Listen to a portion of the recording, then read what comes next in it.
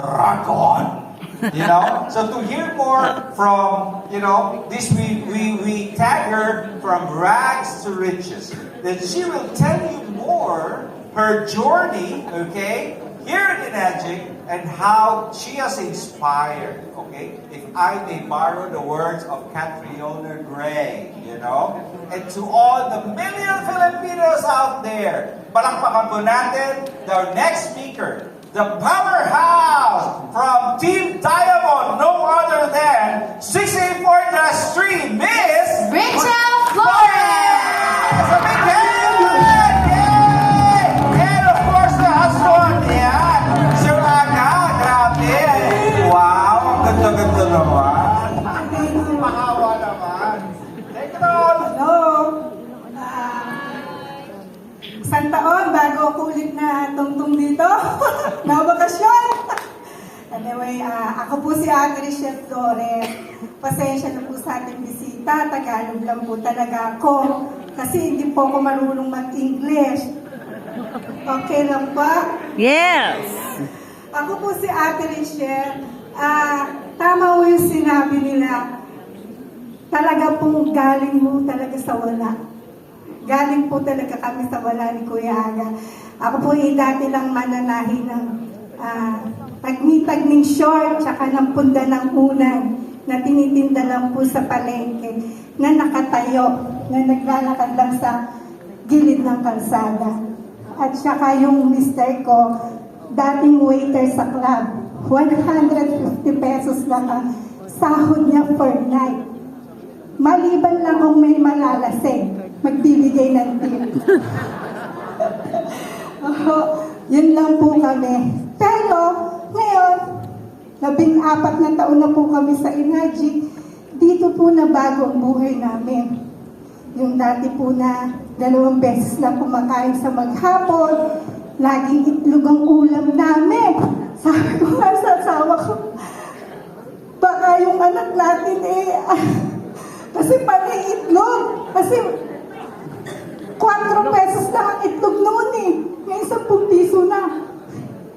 Anyway, ikukwento ko lang naman po kung paano ako nagsimula. Kung paano ko po nagawa. Meron po akong tinatawag na ABC rule. Yung ako lang po yung gumawa nito ABC rules ang buhay ko. Ang inumpisahan ko po noon, nung nag-umpisa ako, sabi ko attitude. Pag ako ay natakot, nawalan ng pananaw sa buhay, hindi ko ako makukuha. Kailangan maging strong ako. Attitude, be positive. Be positive. Kasi lahat naman tayo may pag-asa sa buhay. Lahat tayo anak ng Diyos. Anak tayo ng Diyos. Lahat ho tayo nagdarasal. Lahat ho tayo may answered prayer. May answered prayer po lahat ang ating hiningi sa Panginoon. Hintayin mo lang, darating yan. Attitude. Pangalawa po, na ginawa ko lang believe, naniwala lang po ako, kaya ho nila. Noong una si Sir JB yung nahinga ko ng USB ng presentation. 2 taon na ako, wala pa akong presentation.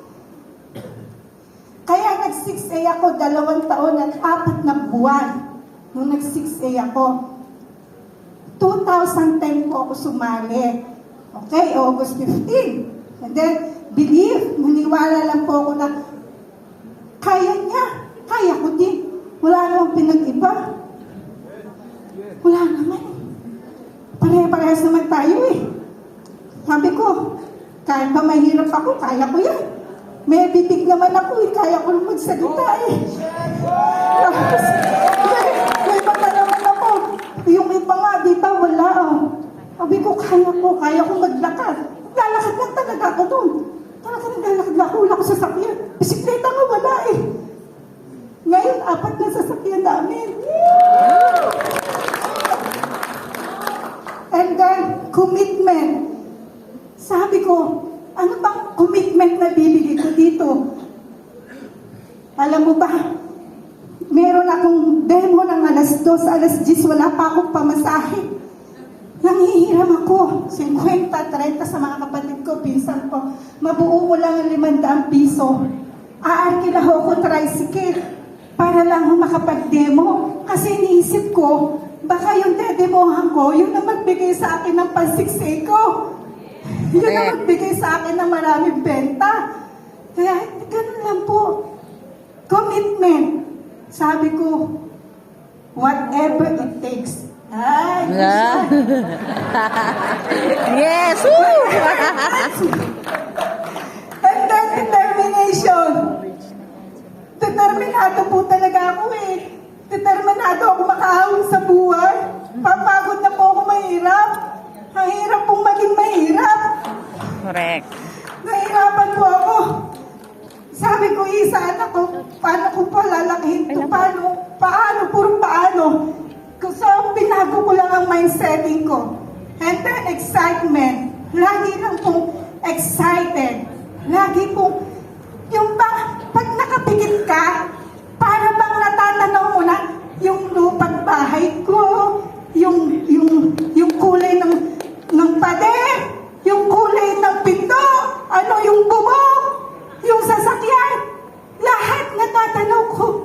Excited ako. Makukuha ko kako yun.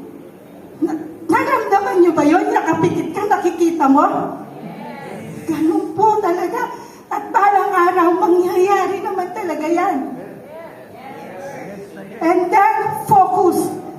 Ito po yung talaga naman pong mapagmamalaki ko. Talagang hindi po ako sumilip sa ibang kumpanya.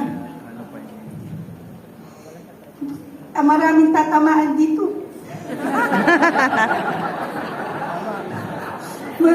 meron dalawa, may tatlo. Ako po talaga, focus ako.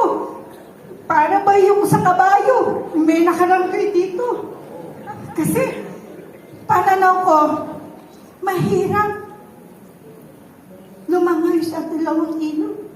Mahirap mamangka. Pakiramdam ko, nag-cheat ako doon sa nagbibigay sa akin ng kaginhawahan, yung kumpanya.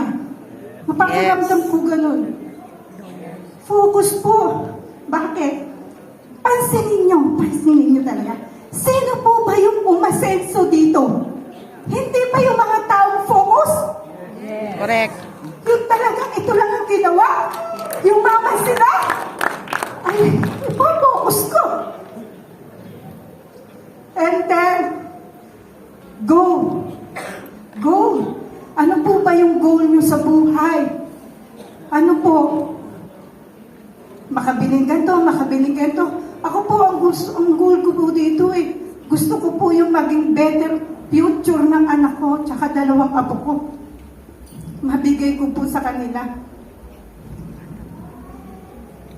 Yung dati po na